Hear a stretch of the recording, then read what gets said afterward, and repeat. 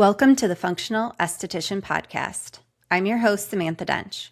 Today's special guest is Kiran Krishnan, a microbiologist and health and wellness expert. Today, we're going to talk about the skin and gut microbiome. Before I introduce Kiran, I want to say how excited I am for this interview. When I heard Kiran on a podcast a few months ago, I heard him talking about the skin microbiome. And it really opened my eyes to a concept that estheticians were not taught in school. I hope you enjoy us geeking out over the skin as much as we do today. Let me introduce Kiran. Kiran is a research microbiologist and health and wellness expert who aims to make complex information understandable to all. He has founded and scaled a number of successful health and supplement companies over the last 20 years, including co-founding and leading Microbiome Labs, the preeminent microbiome therapeutics focused brand among healthcare professionals. He is currently a co-founder and partner in 4 other companies that aim to revolutionize wellness care. He has designed and conducted over 60 human clinical trials, and has publications in peer-reviewed scientific journals, has published chapters in scientific textbooks and reference books, has global patents, and is a sought-after speaker on the human health and microbiome. Hi, Kiran. Welcome to the Functional Esthetician Podcast. Hi, thank you so much for having me, Samantha. I'm excited to geek out over the skin with you today. Same here. There's plenty to geek out about. Yes. Our understanding of the skin and how it functions, and of course the ecosystem of the skin is ever expanding. So lots of exciting things to chat about. Yeah. I'm going to have you introduce yourself. Tell us a little background about how you got started and how you got to where you are today. Yeah. So the shorter version of it is my training is as a microbiologist, and I left the academic research area to pursue industry with the hope of doing something called bridging the translational gap. There's a lot of amazing research going on in the world of academics, and it continues to go on, although it's less funded now than it used to be, but nonetheless, there's a lot of fantastic research. But a very small percentage of that research actually gets translated to things that affect people, right? Because in academia, the researchers are professional researchers, and what their whole pursuit is just answering more questions. And so to translate that into something that impacts people requires a whole other skill set and a whole other focus. And I always found that I could speak the research and understand it and know what it means, and then be able to translate it to products and services and technologies that can actually impact people. So I jumped into the world of the microbiome, which was the pioneering field, which started off about 15 years ago. It still is. It's still one of the most frontier-like areas of science. And so I jumped into the microbiome space. I've focused a lot over the last 10 years on the gut microbiome, made a lot of progress there, was able to publish a number of studies on leaky gut, and built all kinds of solutions, and built a company called Microbiome Labs, which became the preeminent microbiome therapeutics company. I sold that company a few years ago and then started focusing on the skin microbiome, because the skin microbiome is equally as interesting as the gut microbiome. And in fact, they play well together or they play badly together, depending on what's happening in the ecosystem. And as it turns out, the skin is a major source of chronic disease beyond the vanity component to it, right? The outer appearance of it. There is a significant link to dysfunctions in the skin, which often are led by dysfunctional microbes, and how it leads to chronic conditions. And that came out of a huge study called the Baltimore Longitudinal Study of Aging. That made me very interested in the skin space. So now I'm working on the skin microbiome. I love that. That's why I wanted to have you on, because I heard you on a previous podcast talking about the skin microbiome. And I've been an esthetician for 23 years. And when I heard you speak, I thought to myself, we were never taught any of this. So I just find it so fascinating that the gut and the skin are so identical in so many ways, but yet we treat the skin as the skin, we treat the gut as the gut. Yeah. Well, absolutely. And then the role of the microbes on each, right? In Yeah. fact, the microbes control a lot of the functionality of the gut and control a lot of the functionality of the skin. And the thing is, in your training, just like in medical doctors training or RD training or naturopathic training, they really don't get a whole lot about the gut microbiome. And most skincare professionals, I would say all skincare professional trainings, don't really touch on the skin microbiome. And I think part of that is because, curriculums are slow to adapt to changing sciences, right? There's textbooks and lessons and modules and all that have to be rewritten and validated by boards and groups and all that. But the science moves fast, right? When it comes to Yeah. the microbiome, I think they're publishing still around 5 to 7,000 papers a year. In just the last 5, 6 years, we're looking at 20, 30,000 new studies on the microbiome. And that's a lot of science to contend with, right? So I think you're at least, I'd say, 5 to 7 years away from any mention of the skin microbiome in aesthetics training. So programs like this become really important. Absolutely. I do want to work on something for estheticians. I have an outline written, but I'm like, we need to have more training on this because we're treating the skin on a compromised skin barrier and we don't even realize it. Totally, yeah. And in fact, we're going to be helping with that. As you know, as part of CIV, we're putting together a skin microbiome training course for estheticians that they can do on their own. And so any sort of collaboration you're looking for or want to do, we're more than happy. It's really about education for us, and it's about getting estheticians the latest information so they can do the best for their clients. And then, one of the very interesting areas of the skin microbiome is the barrier function of the skin, right? So we know the skin is a barrier, and that's one of its primary jobs. And then, of course, a sampling of the outside environment, which can occur as well. But maintaining that barrier function of the skin is the job of the microbes of the skin, right? And it's just like in the gut, maintenance of the intestinal barrier is the job of the microbes that live in the intestines. We don't necessarily do it ourselves. We need the signals, we need the metabolic actions and all that from the microbes. Without the microbes there, you wouldn't be able to maintain your barrier. If somebody dipped you in a solution that completely sterilized your skin for good, right? Your skin barrier would literally fall apart in weeks and you would have massive amounts of leaky skin and dysfunction. To start off, the pH of your skin would be completely off, right? So I know estheticians get good training on the acid mantle of the skin, right? That's a very, very important feature of maintaining healthy skin.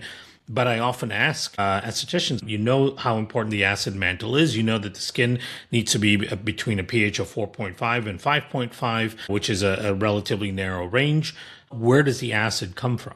Right. And that question is never answered. We know in the stomach, in the gastric system, your stomach produces acid. We have glands that make hydrochloric acid. And then in the rest of the intestines, microbes make acid, but it's the same thing on the skin.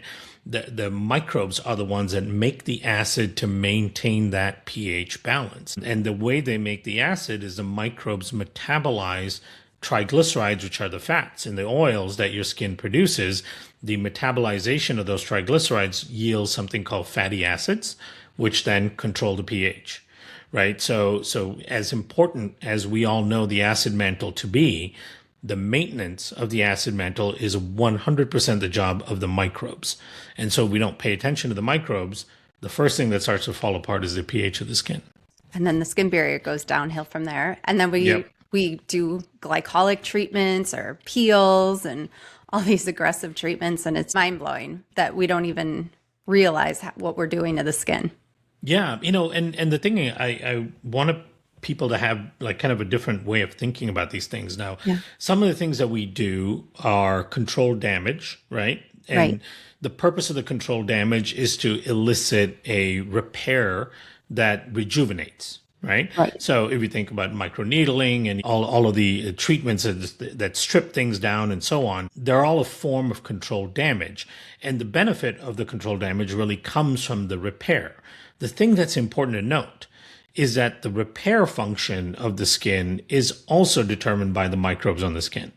Right. So if the skin is not in a situation where the repair function is working optimally, you're not actually going to get the benefits from that control damage. In fact, continuous control damage can lead to a significant net damage to the skin, right? If you're using, microneedles, you're penetrating through, especially if you're going to try to get to the dermis layer, you're poking and prodding at trying to induce collagen synthesis and growth factor release, right?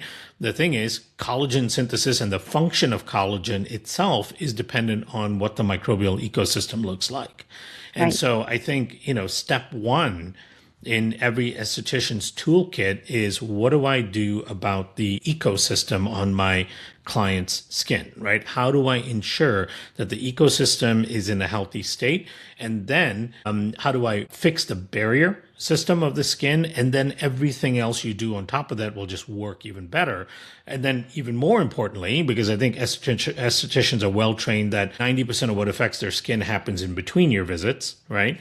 And what they do at home. And so then it becomes the job to educate your clients what to do and what not to do at home, right? Because if you're doing wonderful things for them in the office and fixing their skin or helping their skin, and then over the next 30 days they're doing things that damage it, then that damage is going to win out 9 times out of 10 because they just have so much more time on their own than with you. Yeah. Let's shift gears and talk about how the gut affects all of that. Yeah, we call it the gut-skin axis. There's a few different ways to think about it and a few different connections that are really important. So number one, keep in mind that the skin is built from inside out, right? So the very top layers of the skin, the top layer of the epidermis, the stratum corneum, is basically dead skin.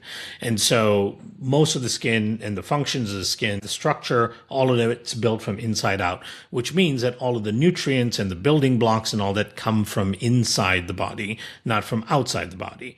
And so using things topically to try to rebuild, the skin doesn't work as well as ensuring that all the building blocks are being delivered to the skin through the inside. And what determines that? It's the gut, right? Your ability to digest proteins and fats and absorb vitamins and minerals and all of those things, that all determines whether or not you're providing adequate building blocks to the skin. So we know that compromised digestion and compromised ability to assimilate nutrients has a definitive impact on skin and skin repair, skin growth, aging, and so on, right? We know that if you look at a condition like acne, which is an inflammatory condition, right? And then all the other inflammatory conditions kind of fit along this cascade. So if you look at dermatitis and psoriasis and rosacea and all these issues, we know with acne, there are 52 studies on diet's impact on acne, and the studies are very clear. Diets that are good for the gut, like a Mediterranean diet, where you're having lots of fruits and vegetables and healthy oils like olive oil, it actually not only doesn't cause acne, but it reduces acne lesion count.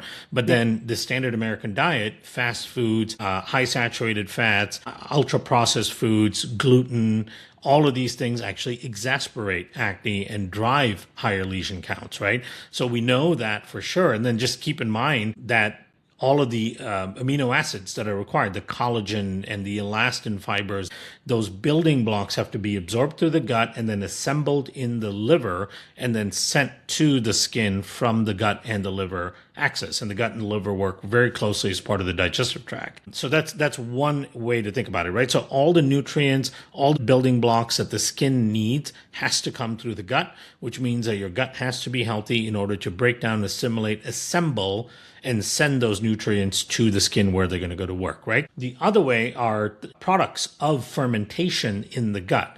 So your large bowel is a massive fermentation tank with tens of trillions of organisms, and they're producing all kinds of compounds when they digest things like fibers and fruits and vegetables and plant-based components. They're making things like short-chain fatty acids. Short-chain fatty acids are very anti-inflammatory. They're reparative. They trigger all kinds of important metabolic processes. There's one short-chain fatty acid called acetate that leaves the gut and then makes its way into areas like the skin and can reduce inflammation in the skin. It can modulate the immune system's response so the immune system doesn't hyper respond to things that are touching your skin. It can bring down the amount of sebum that's being produced because it can reduce the inflammation on the sebaceous glands, and it has antimicrobial properties in the skin as well to ward off the colonization of dysfunctional microbes. Then another short chain fatty acid called butyrate feeds all of the immune cells that monitor your entire skin surface, right? You've got this massive surface area of your skin, the largest organ in your body, if you will, that has to be monitored by immune cells. Those immune cells need energy. They get the energy from those short chain fatty acids, right? So the byproducts of your gut microbiome of fermentation are very, very important to the skin. And then the third way to think about it, right? So remember, way number one is breakdown assimilation of nutrients. Number two is the byproducts of what microbes make in the gut that are required for the skin. And then the third way is through the immune system itself. So about 75% of your immune system is in your gut. And that immune system is communicating constantly with your gut microbes. If your gut is dysfunctional and you've got a dysfunctional gut microbiome, you've got an immune system that's confused and attacking lots of different things that it shouldn't attack. That's called loss of oral tolerance.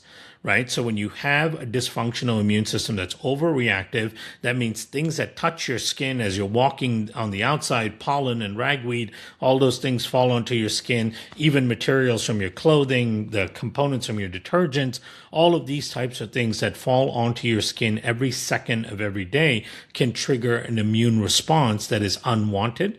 That immune response can start to lead to damage to the skin, right? As happens in areas like psoriasis and eczema and so on. And in some cases, your immune cells are even attacking your own skin cells, like in the case of psoriasis. And so that immune control, that immune training is a very important part of what the gut microbiome does that impacts the skin as well. So if people understand those three components, then they have a strong understanding of how the gut definitively impacts the skin. It's almost like an autoimmune response.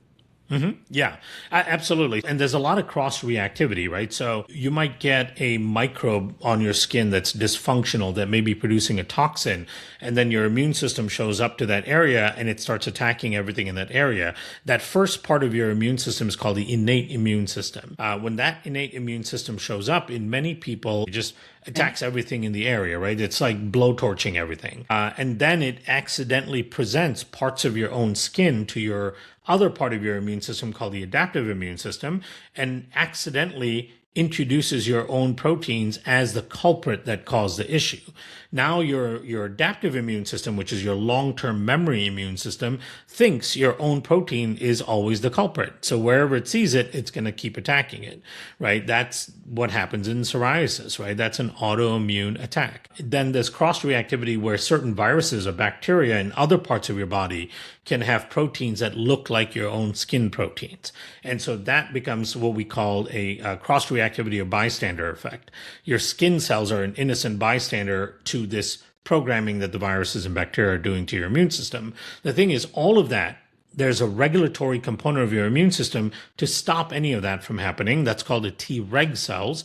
And those Treg cells are highly dependent on a diverse functioning gut microbiome.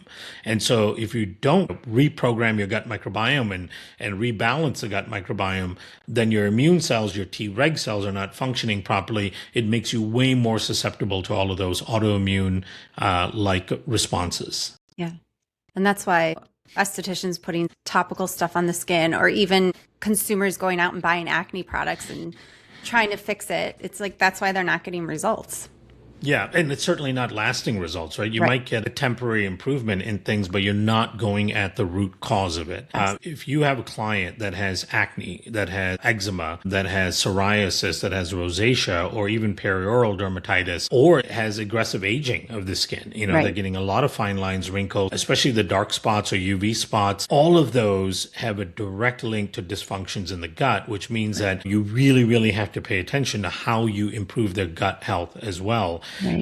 I think for an esthetician who's trained on the topical side of things, it is inevitable for you to be able to really help your clients that you have to learn about the gut as well. And then the beauty of it is like the side effect of helping them with their gut for their skin's sake is that you're going to help them with so many other issues just by fixing their gut, right? The same issue in your gut, and this is where a lot of people get confused, right? They think there's one specific issue in your gut that's related to, say, acne. Then there's a different issue in your gut that's related to, say, IBS. Another issue related to anxiety, right? It's not uber specific that way. It's all connected. It's a singular foundational dysfunction in the gut. The gut is leaky. You have low diversity. You have low levels of keystone species. You're not making enough short chain fatty acids. Those are all the uniform dysfunctions we see in the gut of people who have diabetes that's driven by the gut, cardiovascular disease, dementia, skin disorders like atopic dermatitis or psoriasis. Right. Like all of those conditions are so different, but they're driven by the same root cause in the gut. Right. And that is a part for people to understand. So as an esthetician, you don't have to become a gut specialist. You don't have to study the gut microbiome for years and GI disorders and all that. You just have to have one or two or three maybe tricks of the trade that you can use to start balancing your client's guts. Yeah.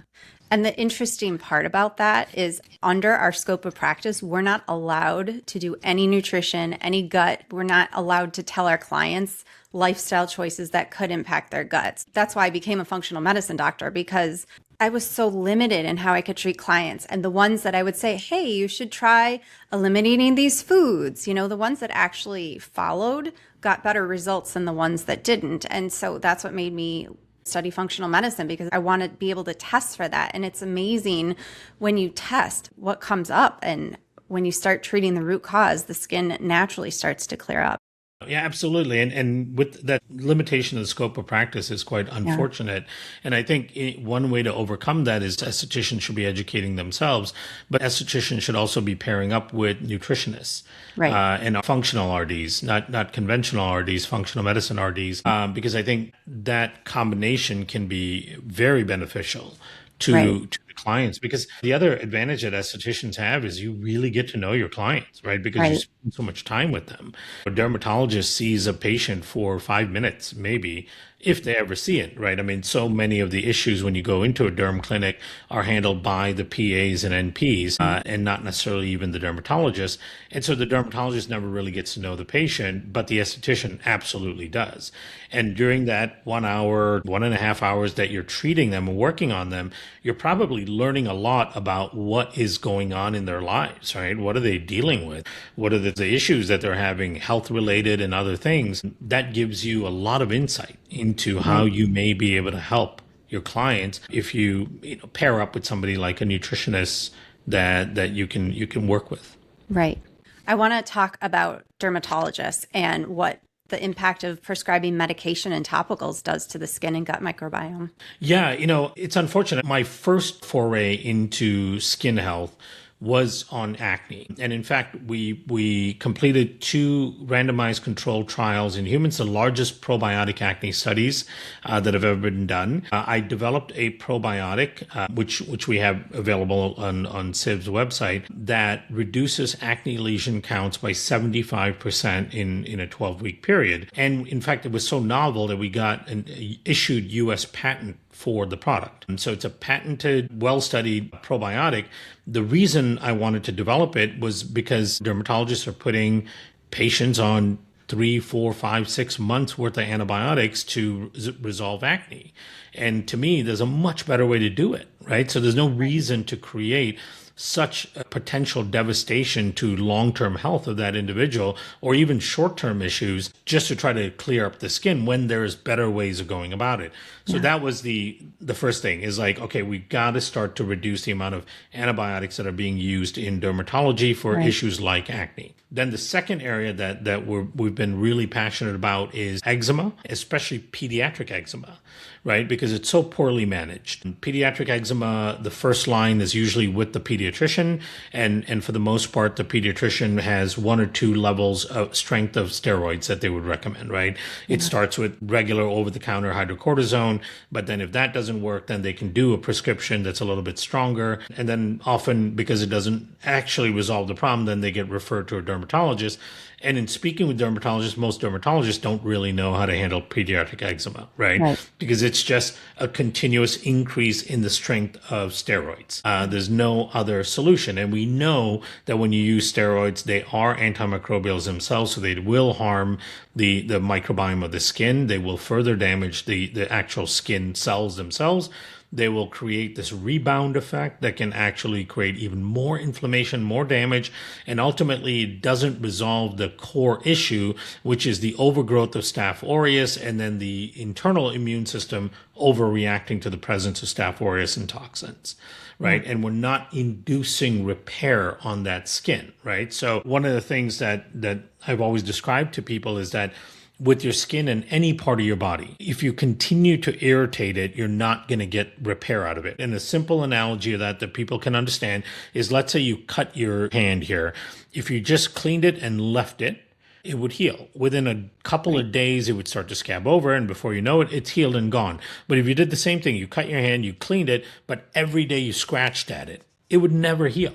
Right? And so continuous use of things like steroids on that area, and then now moisturizers. So a lot of people focus on moisturizers that have issues like benzoyl peroxides, phthalates, and all kinds of other preservatives in it. Those all are significant irritants to that area of the skin. And so you're continuously irritating the skin, not allowing it the chance to repair. Yep. And so one of the reasons we developed Civ was a way to address eczema, dermatitis. We completed one of our first trials on that in kids, in pediatrics, kids between 2 and 12. And what we saw was almost an 85% alleviation of the lesions in the first 2 weeks of applying it once a day. That's amazing. And that's because we're making a true foundational change in the ecosystem and the ability of the skin to repair itself. Wow. Tell me a little bit more about your skincare line. Yeah, it's called Civ. We only have 2 products, quite simple and straightforward. One of them is called a Civ Biome Balancing Serum. It's a serum that has basically 4 ingredients in it. There are 2 microbes and a couple fatty acids. The fatty acids are glycerol caprolate and squalane, and these are skin mimetic oils that are non-comedogenic, so they don't clog anything. We did testing to show that they are fine for any type of skin, any condition, any sensitivity, and all that's perfectly fine for sensitive skin. And then the active ingredients are the spore-based bacteria that are in there. What's interesting about the spore-based bacteria is that they're transient on the skin, meaning they hop on the skin for a couple of days, and when they're on there, they modulate the immune response on the skin quite dramatically. So they can calm down the overactive immune system. So when you put it on any skin that's inflamed or red, you start to see a very, very quick alleviation of that irritation, that inflammation. The spores have a component on their outer cell structure that actually upregulates the anti-inflammatory component of your immune system. So it can calm down the immune system. At the same time, it actually changes the microbiome of the skin. Now, how it does this, we're not exactly sure, because the spores generally are competitive against dysfunctional bacteria, but it may be that they're helping the immune system actually bring down those numbers. We saw this in some of our acne trials, and then we see it as well in our eczema dermatitis study. So Staph aureus, Cutibacterium magnesis in people with overgrowth, all of those come down, and we're bringing about some change to the skin microbiome. And then at the same time, we now have data proving that we also repair the barrier of the skin. So this Civ serum plays a very important role in modulating the barrier, improving and repairing the skin barrier, modulating the microbiome of the skin, and reducing the overactive immune response to the skin. So it works really well for eczema, dermatitis, psoriasis, perioral dermatitis, acne, and then generally for people who are aging or want to slow down the aging process. We have some data on that as well. And it's a fantastic protector, balancer of your skin microbiome. Then the other one is a probiotic I mentioned. The probiotic has a profound gut-skin axis effect, but it also works like a probiotic, so it has a lot of gut benefits as well as the skin benefits you get along with it. And then if you combine the two, they're a really powerful combination for a microbiome focus, gut, skin, and skin gut therapeutics and protection. Wow. Where's your website? Yeah, so if people want to learn more about that, they can go to sivcare.com, SIVCARE.com. And of course, our Instagram is at sivcare. And as I mentioned earlier, at some point over the next, say, 5, 6 months, we'll be rolling out the skin microbiome training if estheticians are interested in that as well. Perfect. And I will drop links so they can click and connect with you. Is there anything you want to close with today? Yeah, absolutely. One of the things I talk about is something called the Baltimore Longitudinal Study of Aging, which is a 65-year long longitudinal, meaning it from beginning to end, aging related study. There have been about 3,800 patients, and it's been going on for over 60 years. There's been hundreds and hundreds of papers that have come out from this study.